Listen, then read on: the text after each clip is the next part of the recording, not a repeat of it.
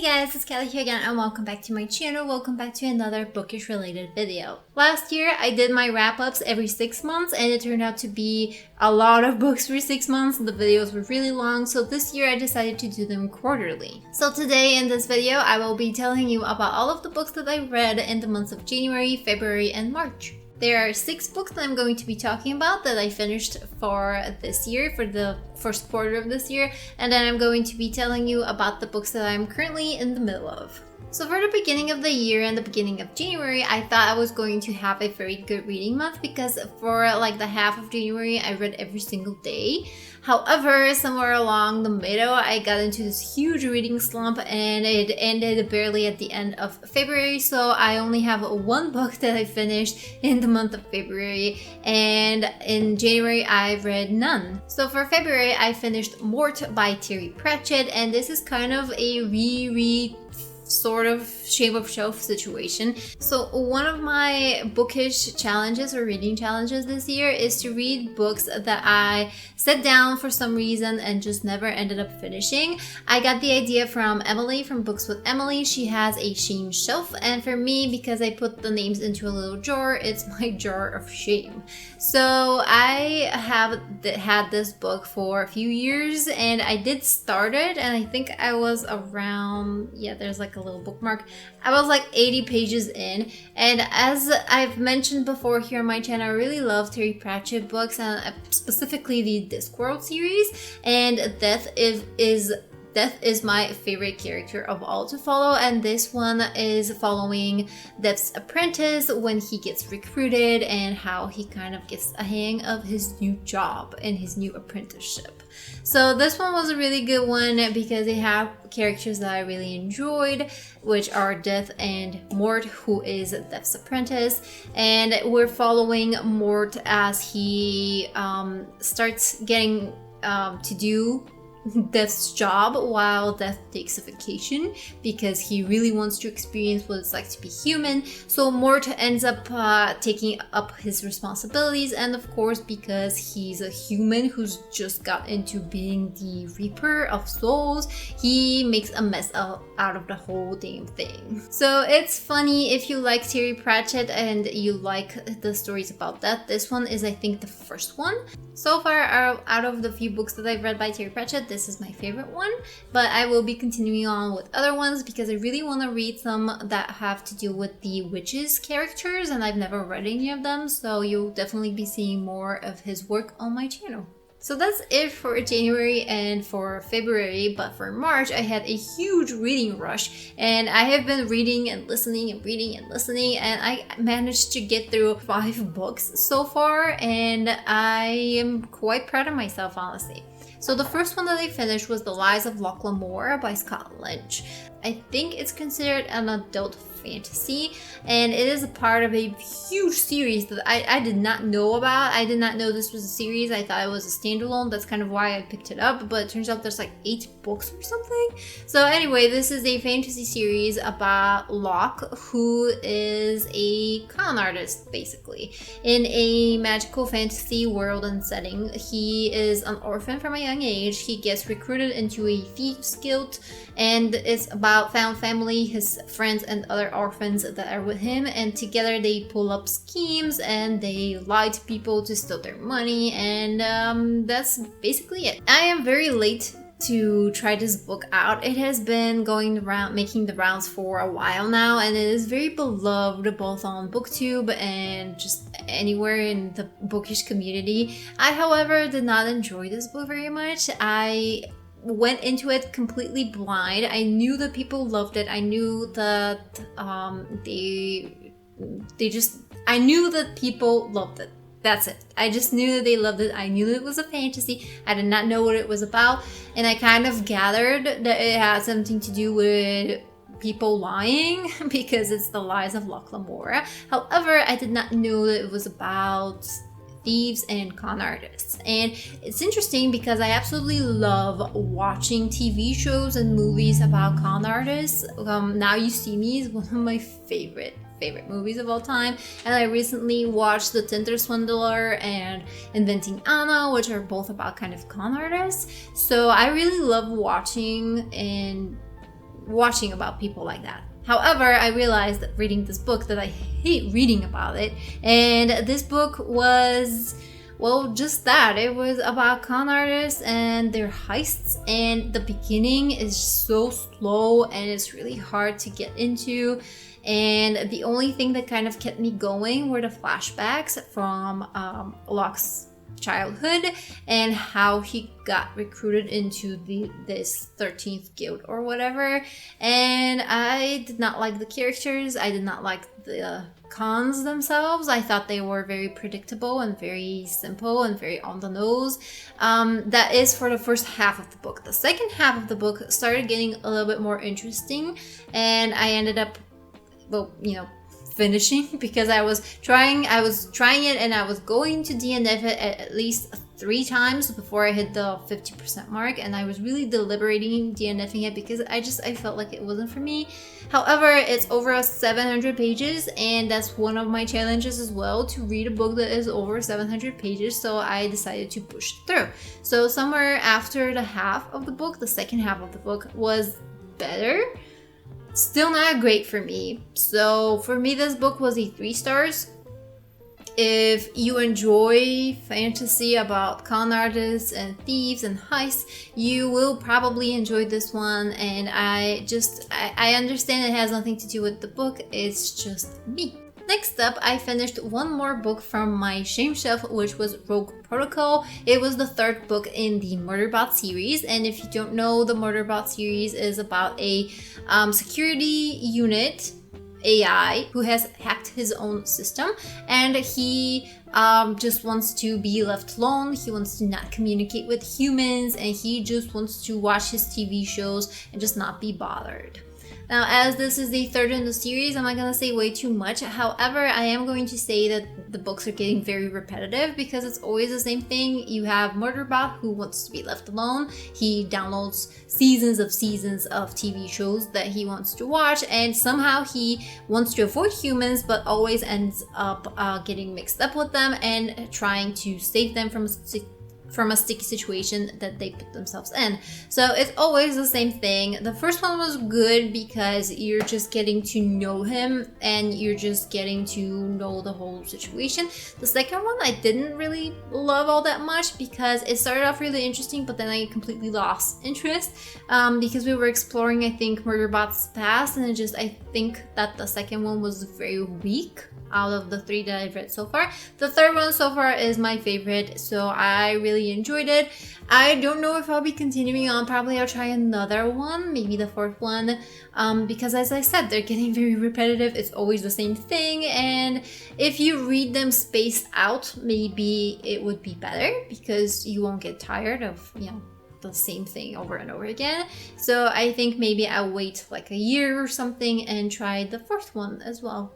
As we're talking about AI and robots, the next book that I finished was Sea of Rust, and this one is a post-apocalyptic sci-fi story about a caregiver robot named Brittle who searches the sea, which is the remains of human towns and human society and just planet Earth, and she searches the Sea of Rust for spare parts to scavenge and to trade off or sell for other more valuable things or things that she needs.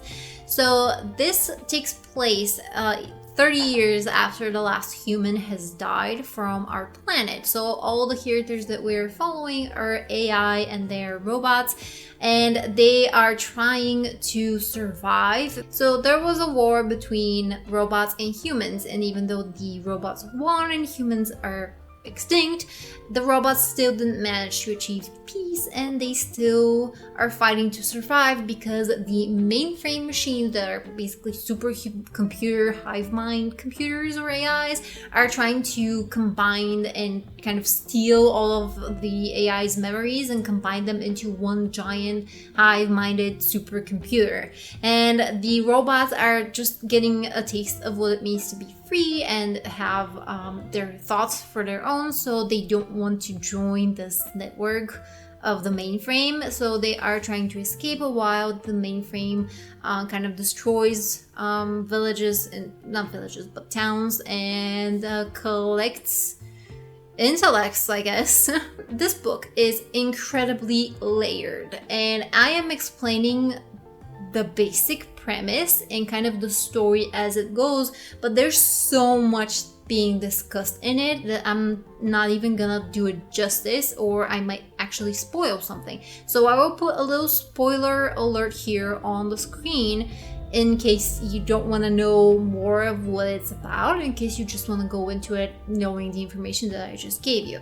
They're not going to be actual spoilers. I still want you to enjoy the book, so I'm just going to keep it a little bit more convoluted. But there's a lot of exploration.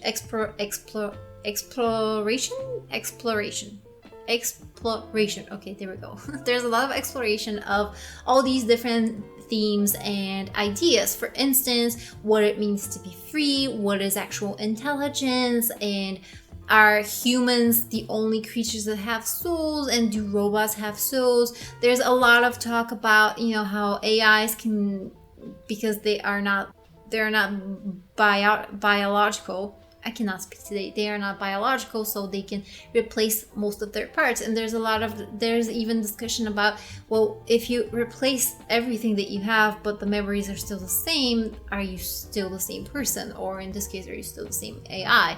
And I think there's a lot of psychological and philosophical discussions about peace, about intelligence, about freedom, about AIs, about the future of humanity, and was this inevitable, and is destruction of everything just the inevitable future of all intelligent beings?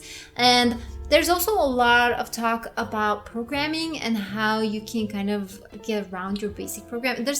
There's a lot of things being discussed here. There's even a lot of plot twists. It has a very strict story that it keeps to, but there are some bits and pieces here and there, and especially in the first half of the book, where you're getting to see how the robot uprising came to be and what led to it, and you're discovering a lot. It's such a great book. It's so layered. There's so many things in it. It's not just action packed, it's also philosophically packed. There's a lot of discussion, there's a lot of talk, there's again a lot of action, because it does have a lot of action as well. And the only thing that I can think of that I didn't enjoy 100% were the dialogues. I felt that they were very cliche and very just kind of they felt cringy.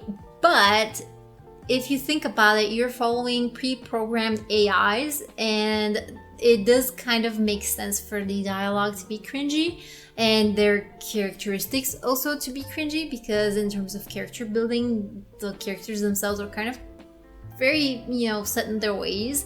But I feel like it makes sense given that you're following AI. So I really loved the story. I loved the book. This is going into my favorites of all time, and it is definitely going to be a favorite of the year as well.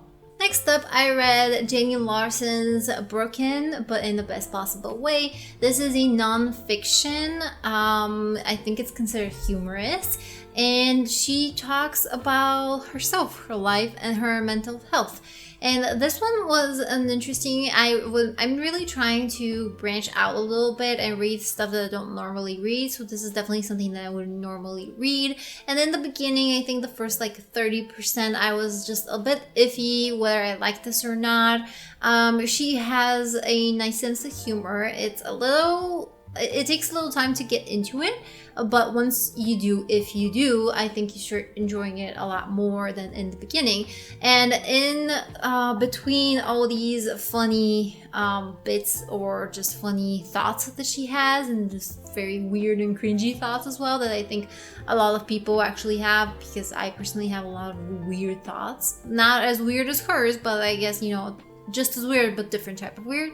So as you're listening to her random, rambly, funny thoughts and thought process, you also get a lot of discussion about mental health and about depression and about all sorts of mental and physical and health related things. So it's well balanced. There's a few moments where I chuckled or laughed out loud, and there's also a few moments where I got teary-eyed, especially at the end. The end was really hard heart-touching, at least for me, and I think it's a good book. And if you want to read something nonfiction and you're not usually one for nonfiction or memoirs or things like that, I think you would enjoy this one. I'm not saying that you're going to laugh your brains out, because I certainly didn't, but it did make me chuckle a few times. And the last book that I read was again from my jar of shame, and it is Keeper of Lost Things by Ruth Hogan. And I am very conflicted about this book, and I'm going to tell you why in a second. First, I'm going to tell you basically what it's about. I thought it was a contemporary story about this man who collects lost things. He marks the date and place where he found them, and he keeps them safe in order to one day find the person who they belong to, and return them to them. If I look at it by terms of did I like it, at most times it would be like 3.25, maybe 350, barely scratching it. But if I really think about some of the things that bothered me, and if I am correct in the things bothering me that I'm going to mention in a second, I would drop it at around 250, 275. As I said, this was supposed to be a contemporary story. However, it turned out that it had some magical realism elements, some paranormal elements, which normally I would love. However, in this case, I really did not like and did not appreciate. And I am very shocked, because the first time I tried to read this book, because I tried to read it, I think in 2018, 17, 18, something like that. And I kept thinking, because I was only reading things that had magical realism or fantasy elements or sci-fi elements at that point, I thought that it would be a great book if it had fantasy elements. I did not get very far into it. I got into, let's see, page 60. So I got 60 page into it, and towards the 60 page there's no paranormal or fantasy elements whatsoever. So I thought that I would be more interested if it had fantasy elements, and I put it down and I didn't pick it up until now. And now, 4 years later that I finally read it, I feel like it should not have had the fantasy elements, which is weird, I know, but it's just, I guess, the way the world works sometimes. But let me tell you what I mean. We have Anthony, who is the older man who has found all of these lost things, and he collects them, keeps them safe in order to one day maybe reunite them with their owners. As he collects these objects, he writes stories about how he imagines the owners lost them, what kind of brief story about what they are, who they are, and why they had these objects and why they meant so much for them. And after he dies, he leaves all of his possessions to Laura, who has been taking care of him.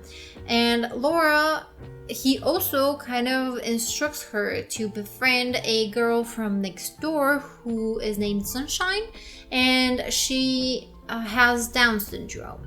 Now, this is the part that gets a little iffy for me, because I really loved the way that Sunshine was portrayed, because I thought she was very sweet, very kind, and she was an actual ray of sunshine. And as a character, I really enjoyed her. There were a few moments and interactions with different characters, and I understand there was the negative interactions with one particular character that were supposed to shine a light on the fact that that's not okay, the way that she was treated. And there are also, however, interactions with Laura and another one of the characters that felt a little bit weird to me, because it almost felt like, yes, they're her friend, but it kind of felt like they were making fun of her at times, which I didn't know exactly how to feel about. And also, there was this moment where at some point when they become friends, Laura and Sunshine become friends, and Sunshine can touch the object and she would sense who it belonged to, and she would know what they were when they lost it, something like that. She gets a sense. And the reason why I did not like that was because it almost felt like, because she had Down syndrome, the author made her extra special to kind of, I don't know, justify that she has special abilities, because she has Down syndrome. So I don't know, it felt a little weird. It kind of felt like convenience, and it left a little bit of a bitter taste in my mouth. However, as I said, I don't think I'm the person to speak whether that was right or wrong, so somebody maybe should comment in the comment section down below. Personally, I didn't enjoy that 100%. I didn't feel like the integration of fantasy elements in this particular way and instance was not necessary. And also there was a ghost that practically nobody questioned. There was just a ghost in the house, and everyone was like, yep, she's mad. Ghost is mad. And Laura does kind of question it, but also doesn't really question it. So again, didn't feel like it was necessary. So a lot of the things that happen are also incredibly convenient, which honestly I didn't mind. I read on some reviews that people minded that it was so convenient, but personally I didn't. It's supposed to be a happy, feel-good story, and it's supposed to just tug at your heartstrings a little bit. They're very on the nose, they're not too deep, and they are, again, convenient, but that didn't really bother me. I felt like it was heartwarming at times, and it didn't make me teary-eyed towards the end of the book. And I overall enjoyed it, as I said, at around 3.5. However, there are the issues that I'm not sure about, so that kind of drops it to a solid 3. So if you read this book, I would really love to hear your opinion about it, especially concerning Sunshine as a character and her special abilities and special gifts. That would be something that I would like to hear somebody else's opinion as well in the comment section down below. So that's it for me today, guys. These are all of the books that I read for the year 2022 thus far, and I would love to hear your opinions on any of the books that I mentioned, if you've read them or if you want to read them. And I guess I'll see you in another 3 months and tell you what I read then. So thank you guys so much for watching. Comment, like, and subscribe if you like what you see and would like to see more, and I'll see you in the next one. Bye!